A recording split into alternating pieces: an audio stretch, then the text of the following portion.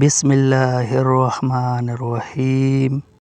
حضرت عائشہ رضی اللہ تعالیٰ عنہ بیان کرتی ہیں کہ حمزہ بن عمرو اسلمی رضی اللہ تعالیٰ عنہ بہت زیادہ روزے رکھا کرتے تھے۔ انہوں نے نبی صلی اللہ علیہ وآلہ وسلم سے عرض کیا، کیا میں دوران سفر روزہ رکھ لیا کروں؟ آپ صلی اللہ علیہ وآلہ وسلم نے فرمایا، اگر تم چاہو تو روزہ رکھو اور اگر تم چاہو تو نہ رکھو۔ حضرت جابر رضی اللہ تعالیٰ عنہ بیان کرتے ہیں، رسول اللہ صلی اللہ علیہ وآلہ وسلم سفر میں تھے کہ آپ نے ہجوم اور ایک آدمی دیکھا جس پر سایہ کیا ہوا ہے، تو آپ صلی اللہ علیہ وآلہ وسلم نے فرمایا، اسے کیا ہوا؟ صحابہ نے عرض کیا، روزے دار ہے۔ آپ صلی اللہ علیہ وآلہ وسلم نے فرمایا، سفر میں روزہ رکھنا کوئی نیکی نہیں۔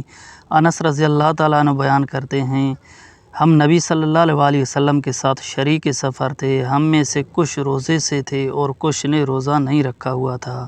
ایک سخت گرم دن میں ہم نے ایک جگہ پڑاؤ ڈالا تو روزے دار تو نڈھال ہو کر گر پڑے، جبکہ جن لوگوں نے روزہ نہیں رکھا ہوا تھا وہ کھڑے ہوئے اور انہوں نے خیمے لگائے اور سواریوں کو پانی پلایا، تو رسول اللہ صلی اللہ علیہ وآلہ وسلم نے فرمایا، آج روزہ نہ رکھنے والے اجر لے گئے۔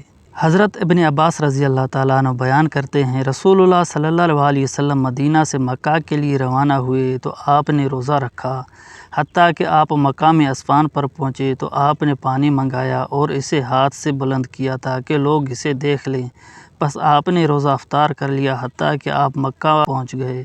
اور یہ رمضان کا واقعہ ہے۔ ابن عباس رضی اللہ تعالیٰ عنہ فرماتے تھے، رسول اللہ صلی اللہ علیہ وآلہ وسلم نے دوران سفر روزہ رکھا بھی ہے اور افطار بھی کیا ہے، جو چاہے روزہ رکھے اور جو چاہے نہ رکھے۔